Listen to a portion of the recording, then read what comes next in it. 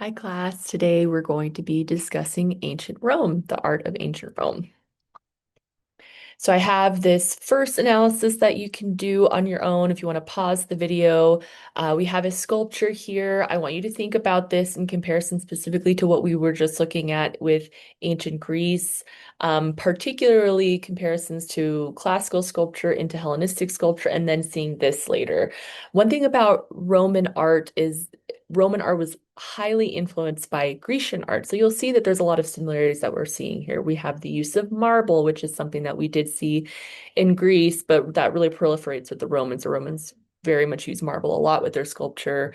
You can see that there is a keen sense of anatomy. The sculpture we're seeing, they're really trying to make this look representational, anatomically correct, right? Like it looks like a real person.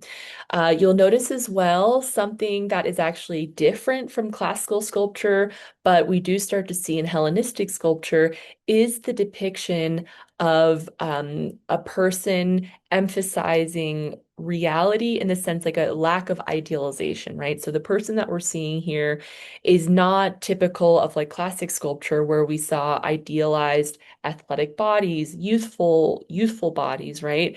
This person that we're looking at is actually evidently older looking, right?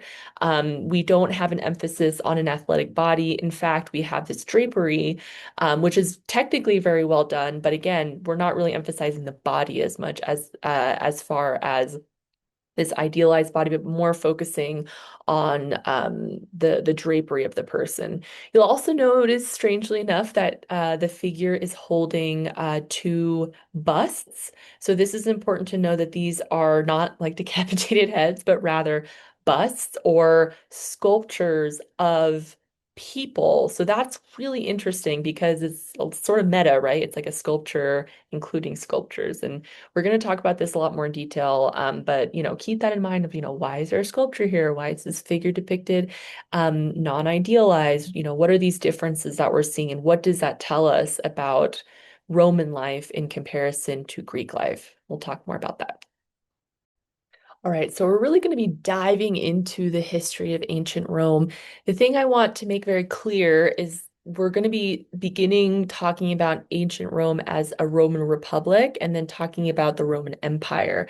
But I want you to keep in mind that Rome did exist, or there were civilizations that existed in these geographic areas before the Roman Republic. That was really considered the Etruscan era. And if we had more time, I would love to talk about the Etruscans because they did influence Roman art, obviously because it's the same geographic area with influences from Greece as well. But we're just going to dive right into ancient Rome as a republic. Now, there are ancient legends about the founding of Rome, of exactly where Rome came from.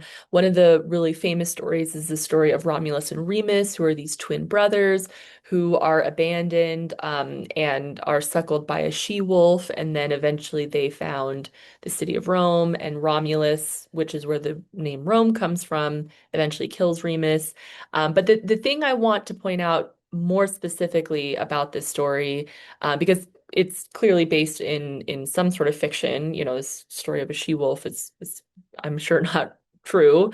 But one thing that is important to know is that Romulus and Remus are considered the offspring of Aeneas, who is a very famous Trojan warrior. Remember, so Trojan being Troy, coming from Greece, as well as having connections, being fathered by Mars, so a deity, as well as uh, a princess, essentially the daughter of a king, who was in the Roman Peninsula, so the Italian Peninsula. So what I want to emphasize about this is that there are, from the beginnings of Rome, connections to Greece, connections to the Italian Peninsula, as well as connections to deity. So all of those things play an important part in Rome really believing from the beginning that this is this, sort of foreordained place, that there's, they believe themselves the inheritors of Grecian influence and thinking, as well as being literally connected to divinity, right?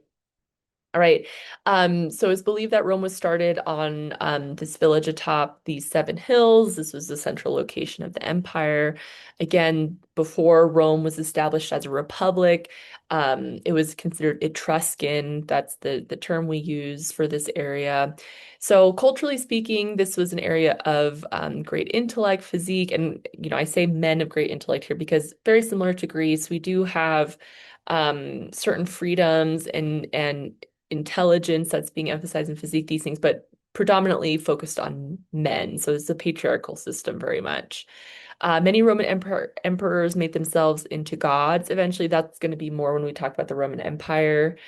Um, so the city of Rome itself eventually expanded to house more than 1 million people. So it's absolutely massive. And still, Rome is considered a very large, important center of the world, right? Like Rome still exists today. We do transition from a democratic system in Greece to a republican society. So when we talk about a republican society, what we mean by that is in Greece, the democracy meant that there were you basically had an equal opportunity as a landholding male to contribute votes to making laws and making decisions about things. Whereas in ancient Rome, there was a republic set up, meaning that there were particular people who had political power, a group of people that would vote, and their job was to represent the interests of the people in their area. Now, typically, this would be something that was, again, associated with land holding. And often land was passed down through family. So the spot, the representation that you had came through inheritance, essentially, right? So this is important to keep in mind. And again, this is something that is good in the sense that you have lots of people represented, as opposed to just like one king or leader of that, making all the decisions. But in the same breath, it's really still like such a small subsection of people that are able to have power. And this is going to play out a lot in the art that we're going to see during the Roman Republic. Yeah, so the wealthy Roman men populated the Senate, and interestingly enough, the word Senate, or like the title of a senator, which we use those titles in American in our we what the American we have a democratic republic, if you don't know, in terms of government, which means that we do vote on particular laws as citizens, but we also typically vote on people representing our interests. So senators, congresspeople, right? Like those are the, president, those kind of things we vote. But the word Senate itself comes from the word senex, which means an elderly man. So that's where we get the title from, because it has associations with this seat of power, this representative position gets passed down from father to son. All right, so again, we're going to be breaking up our discussion of Rome between two sections. So you know how the last couple of weeks when we talked about ancient Rome or ancient Greece, we talked about the Archaic period, the Classical period, the Hellenistic period. Well, we're going to do something similar in ancient Greece with only two sections. Two sections. We're going to have the Roman Republic and the Roman Empire. And I want to make some distinctions in the art between the two. Again, it's not like someone woke up one day and said, "Now we're the Roman Republic when we make Roman Republic art." But we see these trends in these two times, really reflecting the political changes that are happening. So the Roman Republic really begins in 509 BCE. This is when the last Etruscan king is overthrown, and then there's a constitutional government that gets put into place. So this is this direct shift from monarchy into the republic, as we know the Roman Republic to be. The Roman Empire, which at this time, I mean, we do have a Roman Empire, even though it is a republic. We do have this empire that's expanding its border to pretty much the entire Mediterranean, this massive area. And it makes Rome extremely wealthy because they can get resources from these outlying areas. Roman art is heavily influenced by Greek and Etruscan art. I've mentioned that several times. And then eventually the Roman Republic dissolves with the very infamous murder of Julius Caesar. I'm sure you've heard of, this very famous event, Julius Caesar. And this is why it's important, because when Julius Caesar is murdered, that is the end of the Roman Republic officially. Civil war breaks out, and things don't really collect and organize again until the great nephew of Julius Caesar, Caesar, who his name is Augustus Caesar, takes power, also known as Octavian. He takes power and becomes the first Caesar or king, essentially, of the Roman Empire, which is in 27 BCE. So the Roman Empire is in power from 27 BC to 410 CE. This changes because of they get conquered by the Byzantines, essentially. So the role of emperor, imperator begins with Octavian. So this is emperor, king, Caesar is another title associated with this. So this is the main person in power. And so during the Roman Empire, you typically have one person or, a couple leaders, but they're essentially kings, emperors at this time. And we see huge monumental architecture taking place at this time using concrete. That's going to be a big conversation. We're going to talk about concrete becomes extremely important. Pompey gets buried in ash in 79 AD. This is also a huge event. Pompeii is this very cosmopolitan, very wealthy city in the Italian peninsula, so the destruction of it is like a really big deal. But one of the really important things from an art historical perspective is that when Pompeii becomes buried, it acts as sort of a time capsule on the city. Everything gets buried and pretty much preserved as is for a very long time, which from an archaeological perspective, an art historical perspective, gives us the opportunity to see what it looked like at that exact moment. So we're going to look at some examples of that. And this is when the Roman world reaches its greatest extent, essentially. And then in 410 CE is when we see Rome become sacked by the Byzantines, and we will be talking about the Byzantine Empire after we talk about Rome. Over the next couple of slides, we're going to talk about trends in architecture, painting, and sculpture.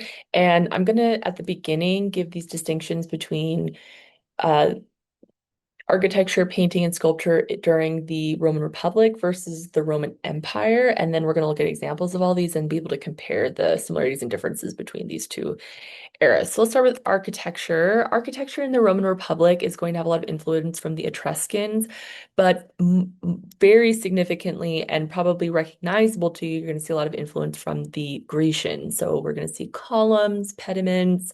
We're going to see marble used quite often. We're also going to eventually see the introduction of concrete, which we'll talk a lot more about. But you will see a significant influence from Grecian art, and we'll talk about those when we see the examples.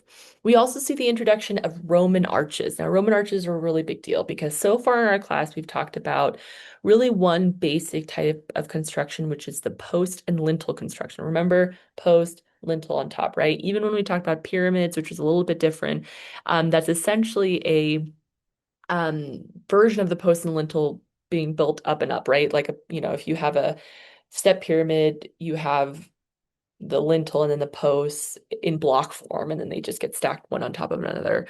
But when we get the introduction of a Roman arch, we see the beginning of a very new technique that will allow buildings to become taller and taller. Because the thing about a post and lintel construction, remember, is it's a very basic form, but it has one major weakness is that it cannot support a ton of weight. So if you have a post structure, so you have the two posts and the lintel on top, if you build anything too tall, or if you have the lintel on top too heavy, it's going to bow and eventually break and collapse in on itself unless there's enough support from the bottom. So if you remember all the way back to ancient Egypt, when we talked about the hypostyle style hall, the only reason they could make something so tall is by having a ton of columns, right? A ton of posts to support that heavy roof. However, when you start to construct a Roman arch, I'm going to give you an example. Instead of a post and lintel structure, which you can see here, all of the weight is going in these little, sorry, my light always goes out. You'll see all of the weight is going to go here. Do you see where my circles are? That's where all the weight is going to be distributed, and that's why it's eventually will bow and break. However, when you build a Roman structure or a Roman arch, what ends up happening is you don't have a post and lintel structure anymore, right? So you don't have these specific areas where all of the weight actually becomes distributed all the way throughout the wall of the arch and gets evenly distributed into the ground, which means that you can have things heavier and larger. So that is going to be really important when we see Roman constructions because things are eventually going to become bigger. They're going to be able to carry more weight on top and grander, essentially. Um, a Roman arch is that basic structure that we're going to see, but you'll notice in this picture that I have here that that basic Roman arch can be adapted into lots of different formats to create different things. So for example, if you just take a Roman arch and then you extend it forward, you make what's called a barrel vault. So it's essentially like a long like hallway you can make. So that's a barrel vault. If you take four Roman arches and have them face one another, you make a groin vault, and you can also extend that and make them bigger. And you'll notice in these pictures, it shows the distribution of the weight. It also shows you how the construction is done using bricks or using stones that are patterned to fit one with another. When we move into the Roman Empire, we're going to see a lot of use of concrete, and the concrete is going to be really important because when you use stone structures, when you build something out of stone, like in ancient Greece, you have to basically shape each stone in in whatever structure you want and then stack them, right? Sometimes they had mortar and things that would keep them together, but concrete is different. Concrete, remember we talked about additive and subtractive processes. Um, Making a structure out of stone that you block and put together is really, in essence, kind of a subtractive process, right? Because you're forming and shaping a block into the shape you want and then attaching it to another. So you have to chisel it down into the shape you want. Concrete, however, when you make concrete, you pour it up or you mix it up and then you pour it into the shape that you want. So that's an additive process. So that gives you a lot more flexibility and malleability into the shapes that you want to make. We're going to also see the introduction of domes. This is something that we see being used predominantly made out of concrete. And a dome is another example of a basically an expansion on the Roman arch design. If you take an arch, which is that's you take a little arch, right? If you take a Roman arch and you basically just spin it on itself 360, that's how you get a dome. This arch is going to really, I mean, I've said this a couple times, but it's going to be able to make post-little constructions dwarf in comparison because the arches are better at distributing weight, which means you can make the roofs heavier, means you can make the walls taller and make larger constructions, span larger distances. And we're also going to see variations in different types of architectural structures. We're going to see large coliseums, which is essentially just an expanded theater, which theaters began in ancient Greece. We're going to see the introduction of aqueducts, also huge, important invention. Aqueduct, you'll see this middle picture here as an example of a Roman aqueduct, is Roman arches that are built to connect one water source from the coast into the interior of the Italian peninsula. And essentially, the way that they build it is they connect it to a water source, and the entire build is on the slightest grade downward. So the water, if it's over here on the slightest grade downward, gravity is going to pull the water naturally all the way into the city. So you have the beginning of plumbing taking place here. Painting in the Roman Republic, really the examples that we have of Roman Republican painting come predominantly from Pompeii, and we have some great examples of what art looked like in Pompeii. There are very specific styles of art that have been defined by art historians. There's four specifically that have been outlined. I don't expect you to know what they are, but just know that there were specific styles that have been outlined. When we get to the Roman Empire, we're going to see just an expansion of what we've already been seeing, a lot of mosaic work. We're going to talk about this idea of a fresco when we get to talking about Roman Republic painting. But really, the dominant types of painting that are going to appear are mosaics, which are little stone works that are made using colored stone that are arranged into, and you could argue if that's really considered painting, right? Because that's technically not a painting, but an arrangement of stone. Anyways, we don't need to get in the weeds on that. But another type of painting that we see are frescoes. Frescoes are basically paintings that are done on wet plaster.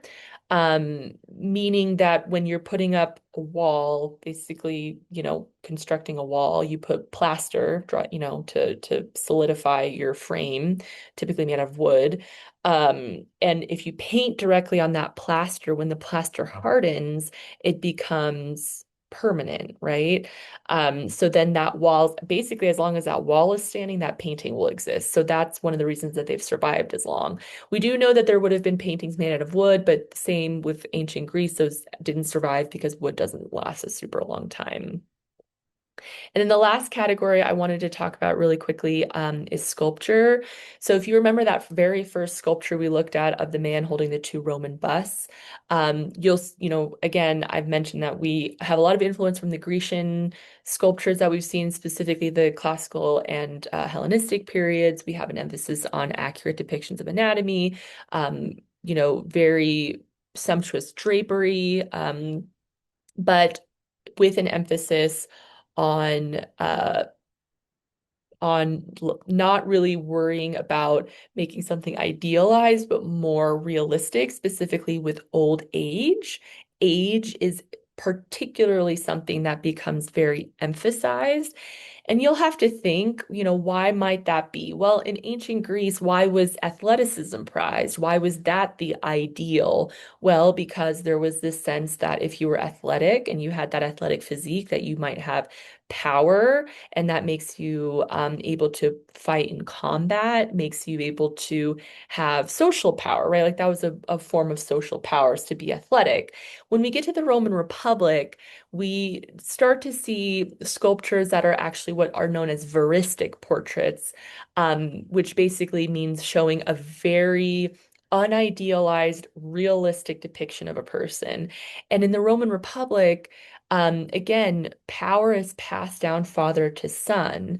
And oftentimes there's this perception within the Roman Republic that the older you are, the more life experience you have, the wiser you are. So if you depict yourself as old in a portrait, you're not portraying yourself as old just to be realistic, but you are emphasizing an attribute that was seen as a positive thing if you were in a position of power, which is that you're old. So it's like, oh, I want to look old because I want people to perceive me as old, which is associated with being wise. So really depicting yourself as old is portraying the idea that you're a wise, intelligent person. Um, Another thing is, remember going back to that sculpture, we're going to spend some more time on it in a minute. Remember you had those busts, right? And how was power passed down in the Roman Republic? Father to son. So if you have these busts of previous senators, previous people in power, and you show that you are associated with those people, then it gives you a sense of being wise, inheriting their attributes, having a important aristocratic lineage, right? It's that idea that you are trying to associate yourself with your family name, particularly if you have a good family name, you want to be associated with that. So you want to look old and wise, and you want to be connected to good family. Those are positive attributes. Once we start to move into the Roman Empire, things are going to change, though, right? Because we no longer have a Roman Republic when the Roman Empire takes power. However, we're moving into an era again of the Caesar or the emperor. So, what does an emperor want to be depicted as? Well, they want to be wise as well, but they also are military power. They want to be um, appear athletic. So, we're going to go back to Grecian trends, athletic, idealized bodies, often as seeming infallible. We see heroic bodies, stoic expressions, because again, a wise leader from the perception of the Roman Empire is not easily riled up, right? Like you're stoic, you're calm under pressure. Those are things associated with a good leader. However, once the empire begins to fall, we had this period of time when when Rome is sacked, but even before that, there's weaknesses that are starting to develop in the empire, and we start to see a some scholars describe as like a decline in the artistic expression. Of course, like decline is subjective. That means that assumes that you think art should be realistic looking and representation all the time. But what I can say is that the type of art that gets produced during the fall of the Roman Empire becomes different and moving away from classical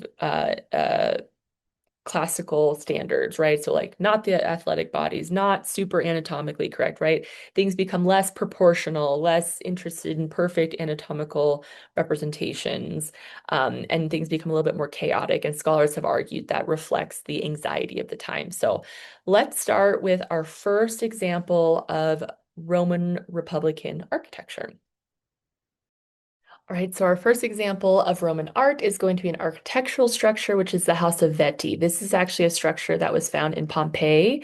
And remember, Pompeii was the city that was destroyed essentially by Mount Vesuvius. And when I say destroyed, it wasn't destroyed in the sense that everything went away, it was just covered in ash. So people died. In Pompeii, many people left. But what's cool about that is that everything was preserved as is. So this gives us a really cool insight into not just structures that lasted because they were important passed down structures or just because they were built really strongly, but life exactly as it was, the really important buildings and structures that were lasted a long time compared to like the everyday things that weren't considered as important, right? Like that's really cool to have that kind of insight. The House of Feti is a really interesting example of a residential home, and it's interesting because this type of style becomes so influential for later types of architecture, all the way into contemporary architecture. I mean, even some of the stuff we're going to talk about right now is still being used today in residential structures. And when I mean residential, I mean like where you live, like a house. So this is the House of Veti. This is a house that would have been occupied by two wealthy brothers.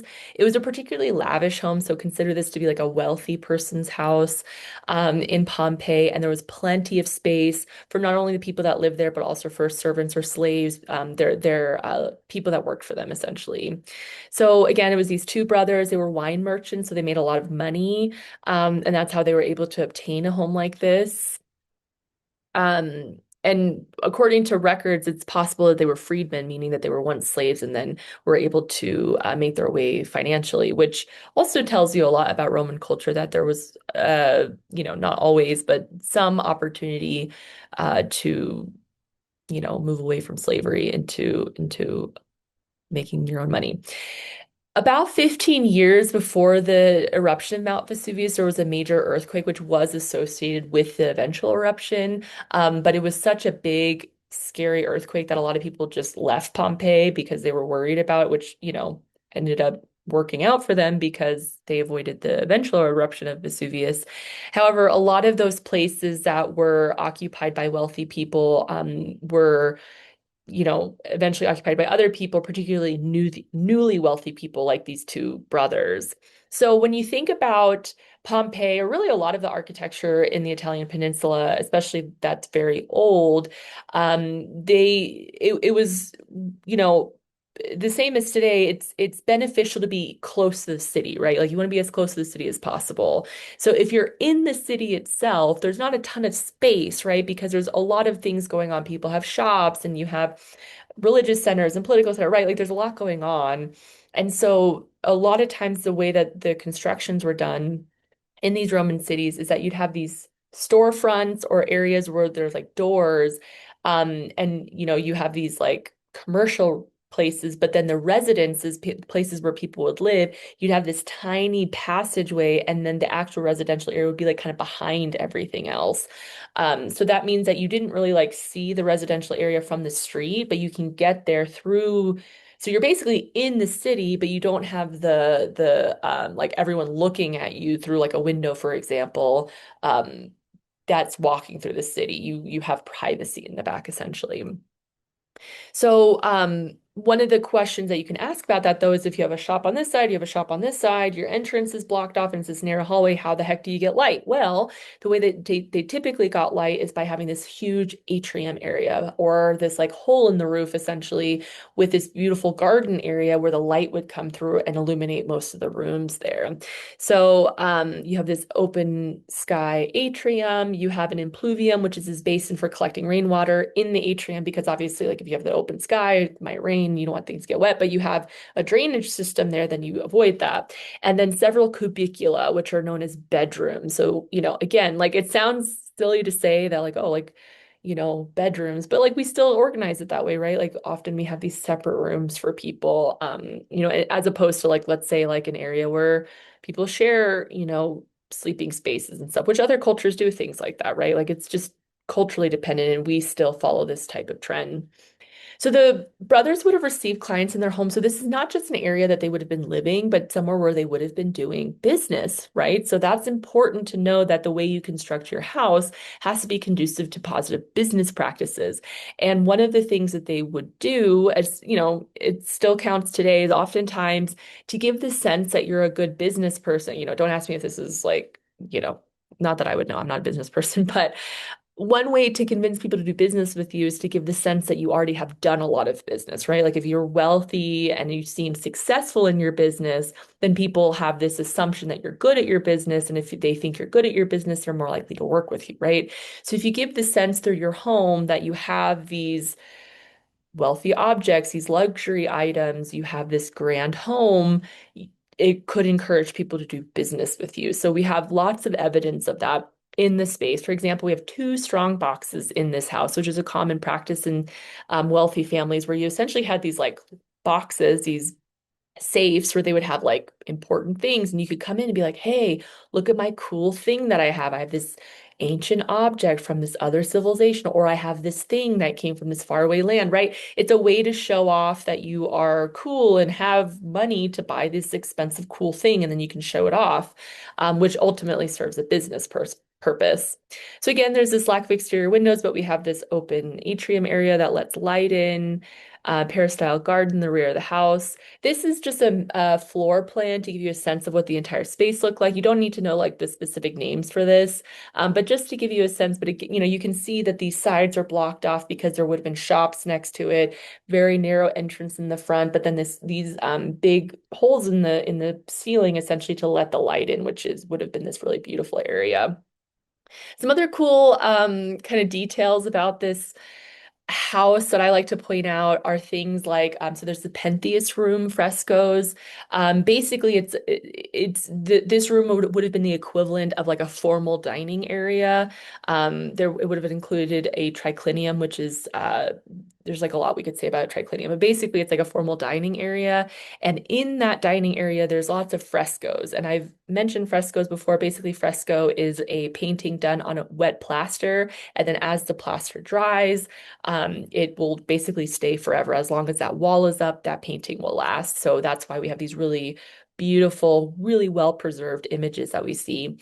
And often they tell stories of mythology or, narratives that is oftentimes there are narratives associated with what the function of the room is, which is kind of fun, right? I mean, think about today, like if you go to like someone and they have, let's say a kitchen and there's pictures of food, or if there's, pictures of, I don't know, like a menu or something, right? Like it gives you the sense that that's the function of the space.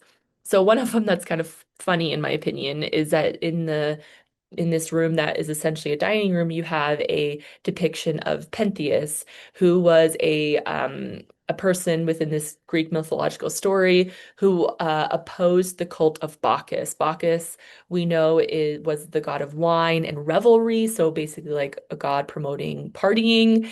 And Pentheus comes along to say, no, that's bad, that causes problems. And in a Bacchic frenzy, basically at this, party that's going on, they are so mad at him for opposing that they're so mad at Pentheus for opposing their right to party that they tear him apart limb from limb, including his mother. So if you're in that room where you're dining and drinking and socializing, and you have this picture of someone getting literally torn apart limb from limb, because you're against drinking and partying, that tells you that that is a space where you're supposed to have fun and party and drink and be merry, right? Like that's the message that's being sent through this fresco. So I think that's kind of interesting, a very brutal way to convey that messaging. I mentioned before that there's different styles of painting that were common in Pompeii that historians have outlined. You don't need to know the specifics, but this one is the fourth style. If you're ever interested in Roman art, you can get more into that. And then I have this other view of the atrium. This is a little bit of a close-up of that fresco of Pentheus getting torn apart. And then another kind of detail that students tend to find pretty interesting is that there's the presence of not one, but two images of Priapus, Priapus being the Roman god of fertility and virility. So the idea of male ability to produce children. Typically, when he's depicted, you have depictions of his genitalia present. I've covered them here to avoid any, if you don't want to look at that. And so it's interesting to think that this was clearly an important symbolism for the brothers, an important symbol for these wealthy merchants to have that in their home, not once but twice. It's actually Pompeii was very known for having lots of images of this. And if we go back to even prehistoric art of the Venus statues, the Venus of Willendorf, these fertility statues, it's essentially this idea of an idea, like you want to promote something, you're going to have a person, a deity, something symbolizing it as a way to bring on good things, right? So if you want male virility, you're going to emphasize the deity of male virility. Those things are going to be present in the art that you create. So here we have a great example of Roman Republican sculpture. This goes back to some of the conversations we've been having about veristic sculpture. So if you take a second, you're welcome, before I even get into it, to analyze this, look at this image yourself. You'll notice that it's a bust. So just from about the collarbone up, we have a depiction of a male figure. He has no beard, but we do have an emphasis on some of the features on his face that make him appear old, right? We have these wrinkles that are being shown. We have a very stoic expression. He's not smiling. He's not, pontificating. He's just a very stoic, calm expression. And a lot of this is going to tie back to the ideas of what is seen as an ideal Roman man in political power. Let's look at that and we'll talk about that on the next slide. So this is known as the head of a Roman patrician. This image itself has been repeated several times because it was considered like a very important sculpture. So this is one version of it. This is another version. You can see that this is just the head as opposed to the bust itself. This is a marble sculpture. It is veristic. Again, this is a term that we can use to describe a lot of Roman Republican sculpture, which is this unflatteringly realistic sculpture, right? It's not trying to make him look more youthful. It's really meant to emphasize features like age and having associations with wisdom. So this was very common for noblemen at the time at this time. So the realism is very much influenced by Hellenistic sculpture. Remember, when we talked about Hellenistic sculpture, we had this sense of idealized bodies still, but trying to make things more representational as you would see them in reality, specifically the faces of people. Roman ideals of power and prestige were really associated with experience and age as wisdom. I've mentioned that before. It's also, we don't know for sure because we don't have a photograph, but it's likely that this would have even been an exaggeration of those features, not even just like a subject or an objective view of this person, but even emphasizing those things. So we have this pinching of the brow, this stoic expression.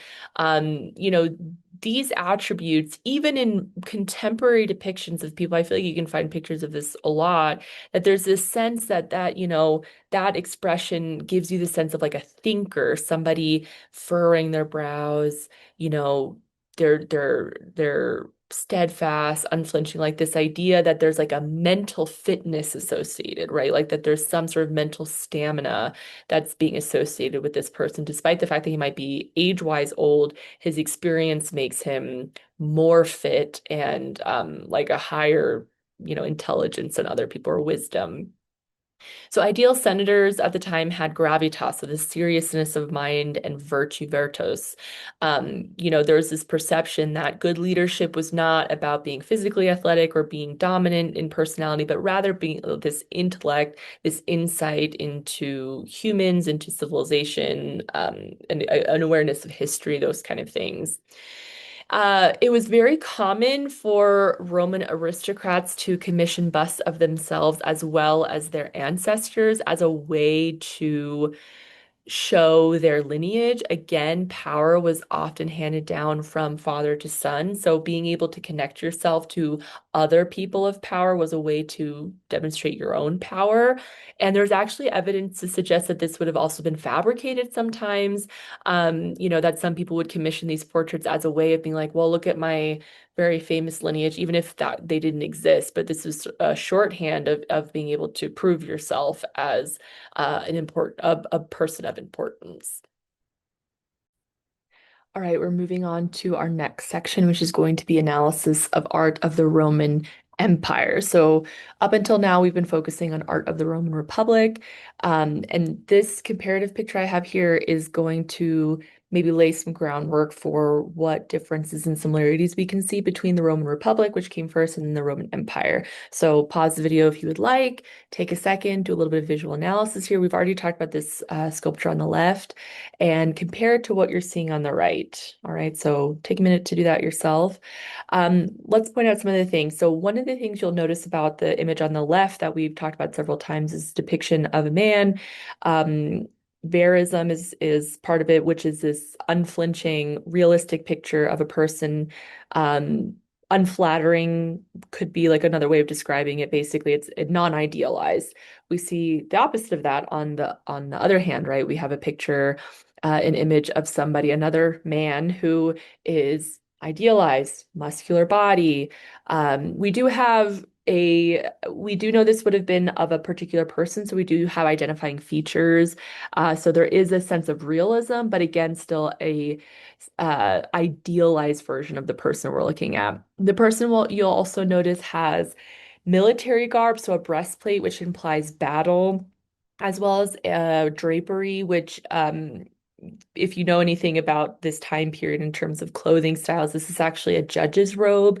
So there's this implication of justice being associated here too. So you're seeing a combination of these things.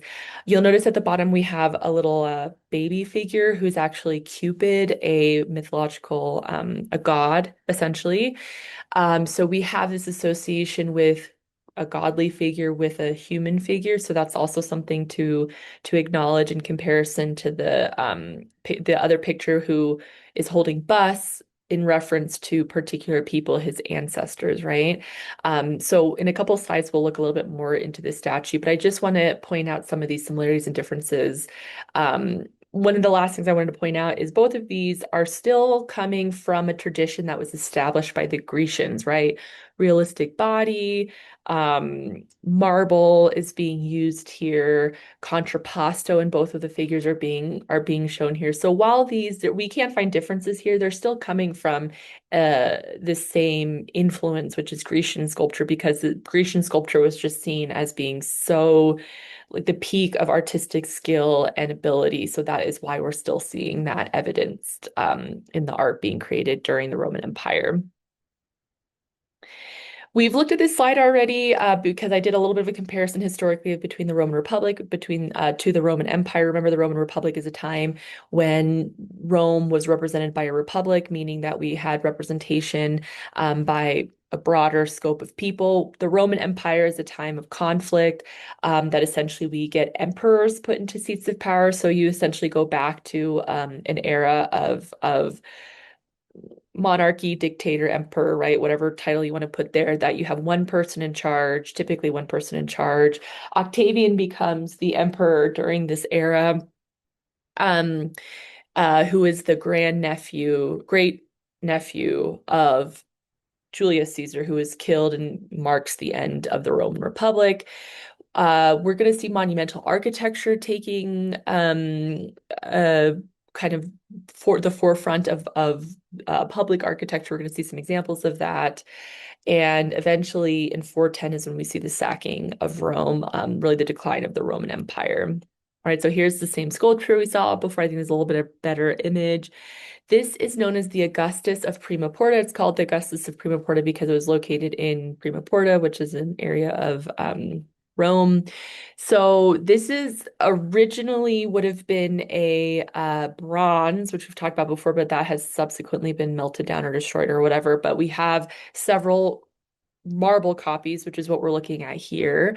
This is the depiction of Augustus, who's also Octavian, the first official emperor of the Roman Empire. So this is an important moment in a transition of art because when you transition from a Republican society into an empire, art is going to function differently, right? The art that's being created is typically going to support whatever political power is in charge because the person that has the money to spend on art is going to be commissioning art that supports whatever worldview they're trying to propagate, right? So the emperor is going to make art that supports what? His emperorship, right? The fact that he's in charge and is going to support that idea. So clearly, this figure is idealized, athletic, young body. Despite the fact we're not exactly sure when this would have been made, but some scholars have said that this probably would have been made when he was older, meaning that this would have been, not an accurate or at least a timely portrayal of Augustus. But again, this is meant to be an idealized version of him. There's musculature, athleticism. We have a breastplate here that implies battle, that he is good in battle, that he's a military leader, as well as judge's robes. So I think that's an interesting thing to acknowledge is that he's not just emphasizing his military might, he's emphasizing also his power of leadership, right? That a good leader in this moment is good at justice as well as accomplishing conquest or winning battles and things like that, right? So there's like a balance of the two that you're seeing here. So we do have recognizable features. So this is meant to depict a particular person. The breastplate is also really interesting because we have a lot of mythological imagery here. We have a lot of symbolism that is conveying this idea that Augustus had the gods on his side. So there's several depictions here of you know, a, I have a slide that'll show you more specifically, but several deities essentially supporting saying like, I think Augustus should be the one in power. Again, we have Cupid and Dolphin here at the bottom on the right legs. This has been interpreted to imply naval victory. So this idea that he was able to accomplished this victory at sea, which was actually the turning point for Augustus reunifying the Roman Empire, which led to what's known as the Pax Romana, which is this Roman peace, this time period that has been portrayed as being brought in by Augustus, this time of peace in Rome and prosperity. We still see classical conventions. We still see this influence from Greece, right? Contrapposto, idealized body, this is marble, but it would have originally been a bronze. All of these things are being inspired by Grecian models, standards that had been established before. We also see that Augustus is barefoot, implying that he's on sacred ground. This is a really great close-up of the breastplate. Again, we could probably spend a lot more time on this than we have, but each of these figures here implies some sort of symbolism that is really going to solidify the position, the power that Augustus has. He has sphinxes on his fibulae, which are these little like fastening things, basically like these buckles on his shoulders that would have held his robe on. So you have these sphinxes, which have associations with Egypt, particularly his defeat of Cleopatra. That's an important part of his legacy as well. There's also several gods adorned on the breastplate, implying that there's this divine order, that the deities are supporting his rulership. We also have this symbolism more towards the torso that has been under debate, but what I have seen the most commonly supported argument is that we have essentially this mythological story that is showing that Augustus would have been ordained to reunify Rome, to bring people together, basically. It's the easiest way I can explain it. And here's another uh, image that gives you a sense of the symbolism on the breastplate. Oh, and as well on the last page, I wanted to point out that we have, again, these statues would have been painted, these sculptures would have been painted. So just, that's important to keep in mind when we look at these things that they originally would have had color, which would have completely changed your experience of it. But because we don't actually have the original, we don't know exactly what the colors would have looked like, but we can make some guesses based on some other things. This is another comparison of the Doryphorus that we talked about in ancient Greece, in comparison to the Augustus of Prima Porta. Again, a lot of similarities here, right? Fairly stoic expression, similar haircut, idealized body, contrapposto. A lot of scholars say that the Augustus of Prima Porta would have been a direct quotation of the Doryphorus because this would have been a very well-known sculpture. And I think that that is a fair case to make. I think you can see a ton of similarities here with enough differences to establish him as being different, and really placing this as Augustus himself. All right, the next thing we'll be discussing when we are thinking about the Roman Empire is the Colosseum. So this is a very famous structure. You might have seen it before, you might have heard of it before. There's a really famous movie called Gladiator, and there's also Gladiator 2 that a large portion of the movie takes place in the Colosseum. This was a very important structure to Roman life at the time of its construction and much later. So let's talk about what it was used for and what it is. So the Colosseum, also known as the Flavian Amphitheater, is a public structure that was meant to be a place of spectacle, basically a place for entertainment for Romans. It was constructed to host many different types of spectacles as well. They would do reenactments of famous battles. They had gladiator matches, which would be fights amongst warrior people, basically. And it's more complex than that, but that's like the easiest way to describe it. They would have wild animals, like animals that would be come in to be that they would fight, and that would be considered entertainment. They also had public executions. All of that took place in this arena. This is really the beginning of us seeing this really large scale public place for entertainment. The person that constructed it, Emperor Vespasian, it's believed that he began construction on this because he was very unpopular politically. There was a lot of problems going on at the time that he was in power. So, what's a really easy way to win political power or political favor, I should say, is to build something that people like. If you say, "Oh, well, people don't like me, so let me build this thing, this place of entertainment, essentially that people will be able to use and." They will like you again. It's called the Flavian Amphitheater because Flavian is the name of the dynasty, or basically the family that Vespasian came from. So him and then a couple of his descendants. So he initiated the construction, and then some of his descendants added to it and changed it a little bit over time. So it wasn't finished when he in his lifetime when he commissioned it, but he's the one that started uh, the construction. There is a vast use of Grecian and Roman architectural elements. So, for example, we have tons of arches, barrel vaults, groin vaults. Remember the Roman arch we've talked about? That's that, curved structure that is a Roman invention. So clearly we see a ton of Roman arches here. We also see lots of barrel vaults, which basically is a Roman arch that's just extended into kind of like a hallway or like a pathway, an alleyway, whatever. And the entire thing that you can walk around is just a giant barrel vault, essentially. And a groin vault is when you have four Roman arches together that eventually can make like in a bigger space, which you can see some of that in the interior of it as well. We also see the inclusion of uh, what is supposed to give the appearance of Grecian columns are not actually functional columns. I have a close-up of it on the next slide, and we'll look at that, or at one of the slides. But the columns are meant to be a reference to Grecian models, which again, the Romans were obsessed with the Greeks. They wanted to incorporate architectural elements from the Greeks, so that's why you see them here. Um, So the entire amphitheater was meant to accommodate over 50,000 spectators. So massive space, massive public space meant to encompass a lot of different people, raised seating. There was also different types of seating. So we know that there would have been like the closer you were was for wealthier people. And then the farther back you got, the seats got worse. And then you'd have to pay less money to get into the top seats. That typically was for like women and for servants and things like that, people with less money. Um, which is interesting because we still have amphitheaters and stadiums that look fairly similar to this today, and it's still the same idea, right? That you can pay for tickets, and depending on how close you are to the action is determines what you pay to be there.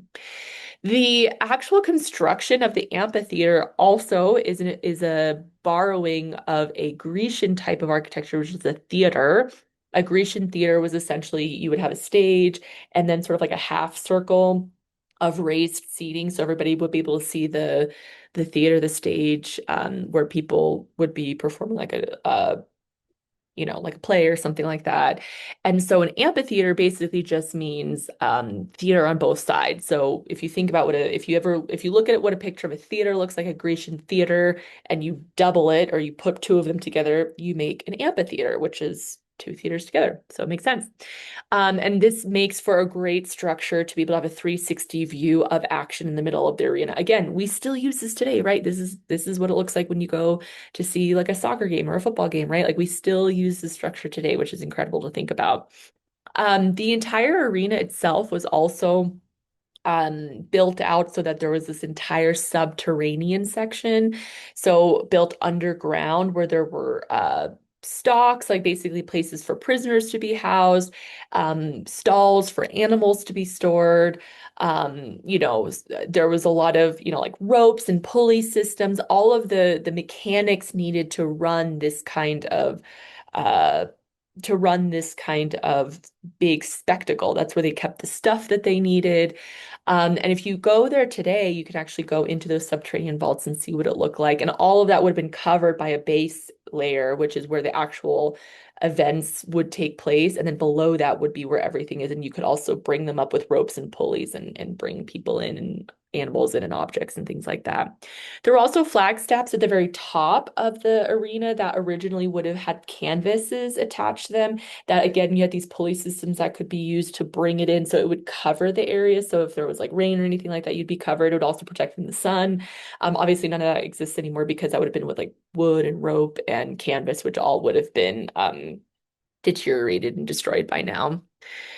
It originally would have been faced, the entire thing would have been covered in this layer of marble. Some of that still exists today, but a lot of that has been taken apart. You'll notice in these pictures, especially in this bottom picture, how you kind of have this diagonal line. That is not what it originally would have looked like. It would have been just a full theater, top to bottom, pretty symmetrical, but it's been taken apart over time, and the materials were recycled because it was, expensive material like marble and just lots of like really important like stone work that could be used. And a lot of that has been taken apart and used for other things. Here's a view of the interior of the arena of what it looks like today. Again, the whole thing would have been like taller, and the whole thing would have been even in terms of having like the like oval structure. Um, they have recreated a portion of where the actual area where the spectacles would have taken place are. So you can see that where the people are standing, but you can also see where the subterranean vaults would have been. This is where the stuff would have been, the people, the animals, that kind of thing. So you can see what that would have looked like. You can also see most of the seats are gone, but they have one little section left kind of to the right. You can see like the little lighter seats. Those are what the seats would have looked like. Most of the other seats have already been, they were ripped up and used for other things, but you can see what seats would have looked like originally. Here is an artistic rendering of what the Colosseum would have looked like originally. So you can see that the entire thing would have been enclosed. You have this canvas on the top, which you would have had servants that would have been using these pulley systems to be able to move in and out. And you notice these layers and layers of Roman arches, right? You see these three layers of Roman arches that extend all the way up, and there would have been a lot of sculpture believed to have been in, the bottom layer would have been the entryway where people would go in, which is actually pretty genius too. And again, we still use this kind of modeling today because if this is this huge public area and you have all of these seats that are being put in, if you put one door, that's going to take forever for people to get in and out of, right? So instead, you put a bunch of doors and then people can enter in from any angle and then find where they're supposed to sit. And if you go there today, above each of these entryways, there's actually a Roman numeral indicating like a number. So, if you got a ticket, it would tell you, oh, okay, you go into entrance 10, and then you would find number 10 and you go into that door. We still do that today. I think that that's so cool that we still have that kind of system because it's so effective. This is a close-up image of what the Roman arches look like. And again, I mentioned that they had these colonnades, or basically these like columns that are built into the wall. They're not actually structurally functional at all. They're not there to hold anything up. They're just decorative. But they are a reference to Grecian columns because again, they loved the Greeks. They wanted to make references to them. So you'll notice that you have here in the middle or like the lower, there's one more, the picture that we're looking at, there's technically one more layer below it, which would have been a Tuscan arch. But here you can see Ionic columns, and we know that because we have the little volutes, which we've talked about before, and then you have the Corinthian columns, one above that. So this is a direct reference to Grecian styles and a progression of those styles over time. Here's some more pictures just to give you a sense of what the vaults would have looked like. It's amazing space if you ever go to Rome to be able to see. Here's another artistic rendering of what, some of the fights would have looked like if they included wild animals. They built these massive uh like stage productions essentially to make it look like there's like this hunt or tell these stories, right? And then people would go in and do that and people would watch as a form of entertainment. One of the really cool facts about that, about this place that you may or may not know about is that there's also evidence that they would have flooded this area of the arena with water and would have had reconstructions of um, boats to reenact naval battles, which I think is an insane concept to like fill this up with water and to let people like watch it's basically like an original version of watching like a movie or something like that, right? Like you get to see these really cool things happen. And then I have this video that I'm gonna incorporate here that shows an artistic rendering of what the Colosseum would have looked like in its heyday to give you a sense of what this looks like, what it would have looked like compared to its like relatively deteriorated form now, but to show you how impressive of a public space this would have been.